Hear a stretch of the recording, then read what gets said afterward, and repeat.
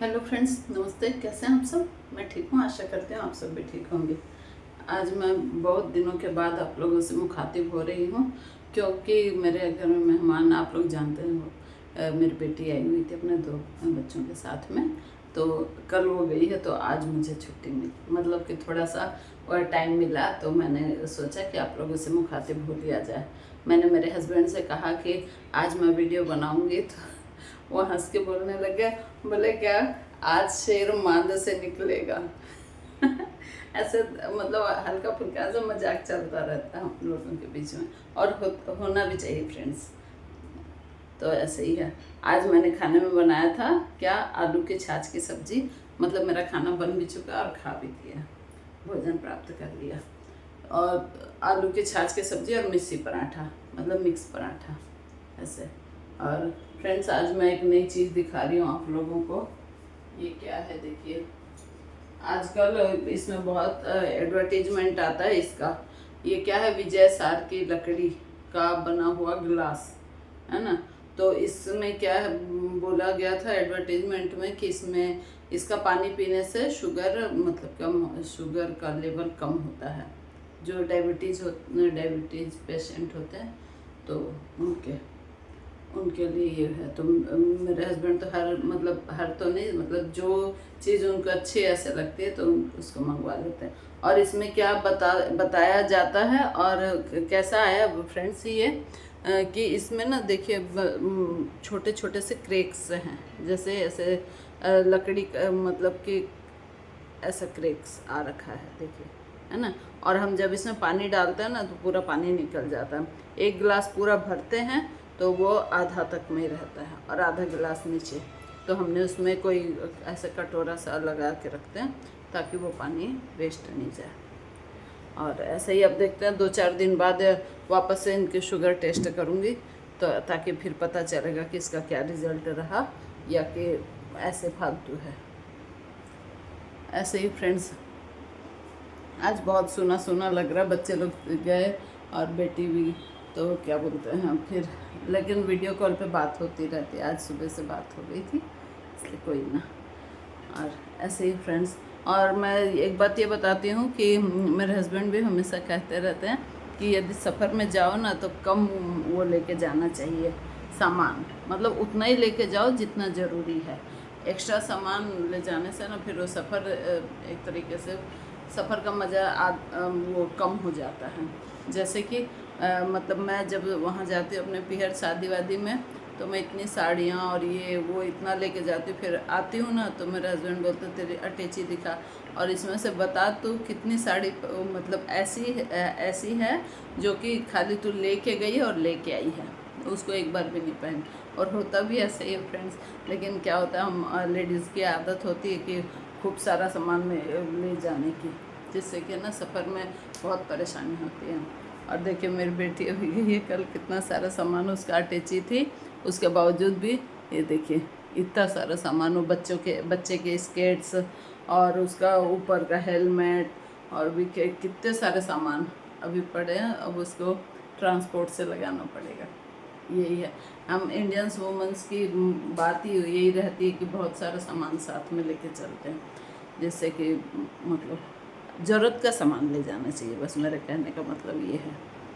और ये पीछे आप सजावट देख रहे हो, ये सारा मेरे बच्चे की पेंटिंग्स का। वो बोलता था कि नानी मैं सारा लेके जाऊंगा, लेकिन सामान ही इतना ज़्यादा हो गया कि भाई इसको ले जाने का, तो अब उसकी याद भी भूल जाएगी। बहुत अच्छा लग रहा है मेरा घर उन सब चीज़ों से सजा हुआ। और इधर देखिए ये भी उसी के बनाई हुई चीज़ें हैं ऊपर। ऐसे ही फ्रेंड्स ज़िंदगी है, मतलब वो लगा ही रहता है कि इतने 2 महीने कैसे निकल गए पता ही नहीं चला। घूमने गए, अच्छी अच्छी चीज़ें बनाए खाए और बातचीत की, और भी कुछ कुछ बातें हुई। ऐसे ही है। अच्छा, जो मैं आपको एक कथा सुनाती हूँ ना, उसमें मैं आज एक कथा सुना रही हूँ आपको, राधा कृष्ण के प्रेम की। एक बार हुआ यूँ कि फ्रेंड्स की कृष्ण भगवान बीमार पड़ गए, मतलब उनको थोड़ा ज्वर आ गया, और तो सारी रानियाँ चिंतित हो गई। सारी रानियाँ इन द सेंस उनके 16,108 रानियाँ थी, और वो तो हुई चिंतित, और वो जो पटरानियाँ थी 8, तो वो लोग भी बहुत चिंतित हुई कि भाई वो कैसे वो इनकी तबीयत ठीक खराब हो गई करके। तो उनको बुलाया गया वैद्य को। तो वैद्य ने कहा कि जो सबसे ज़्यादा प्रेम करता हो इनसे, कृष्ण भगवान से, उनके चरणों की धूल यदि इनके माथे में लगाई जाए या छुआई जाए तो उससे ये ठीक हो जाएंगे। तो सारी जो पटरानियाँ थी उनको बहुत घमंड था अपने आप के ऊपर कि हम अपने पति से बहुत प्रेम करती हैं ऐसे करके। तो रुक्मणी जी आई और सत्यभामा जी आई एकदम उसमें भर के कि भाई मैं ज़्यादा प्रेम करती हूँ। तो बोले मेरे चरणों की धूल ले लीजिए और लगा दीजिए, मैं इनको बहुत प्रेम करती हूँ ऐसे करके। तो प्रेम सब करते थे, लेकिन मतलब सबसे ज़्यादा कौन करता था, बात यहाँ की थी।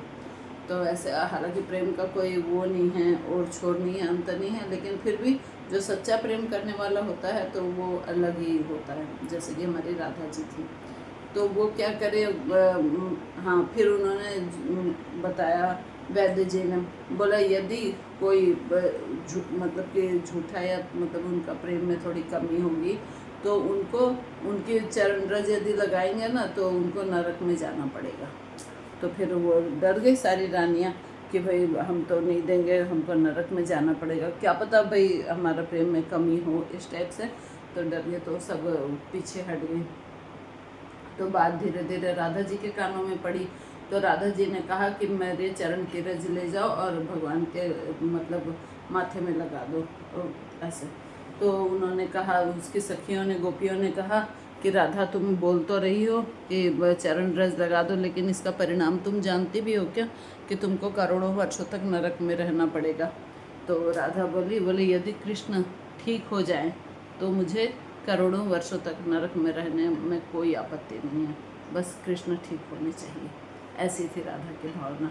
और इसे ही कहते हैं सच्चा प्रेम, जो कि आगा पीछा नहीं देखते हैं और उसको सिर्फ अपने प्रियतम की अच्छाई और भलाई चाहिए होती है। तो राधा जी को बिल्कुल भी फर्क नहीं पड़ रहा था कि भाई वो करोड़ों वर्षों तक नरक में पड़ेंगे, तो उससे कोई उनको मतलब नहीं था, बस कृष्ण ठीक होने चाहिए, यही होता है।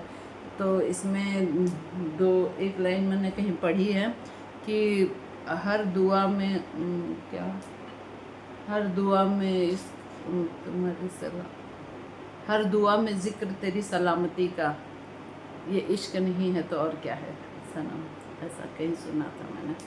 तो ऐसा ही है फ्रेंड्स, मतलब फिर राधा जी का प्रेम बहुत सच्चा था और उन्होंने जाकर जैसे वो मतलब वैद्य ने जैसे उनके माथे पर वो छुआए उनके चरण रज, भगवान कृष्ण उठ खड़े हुए और फिर सब रानियाँ आश्चर्यचकित रह गई कि हमसे भी ज़्यादा राधा जी प्रेम करती थी कृष्ण भगवान से। ऐसे ही फ्रेंड्स, ठीक है।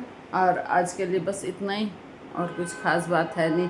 आज वैसे मतलब मन थोड़ा सा वो हो रखा, बच्चे लोगों की याद आ रही है। इसके नाना जी भी बोल रहे थे, बोले घर एकदम सुना सुना लग रहा बच्चों के जाने से। और फिर वो क्रिकेट भी खेलता था, एक तो बड़ा वाला द्वैता है ना, तो अपने नाना के साथ क्रिकेट खेलता था। और नाना जब तब नहीं आते, कब नानी कब आएंगे नाना, मैं बोले थोड़ी देर हो जाए, तो बोला चलो फिर आप खेलो। और यहीं पर हम लोग क्रिकेट खेलते थे।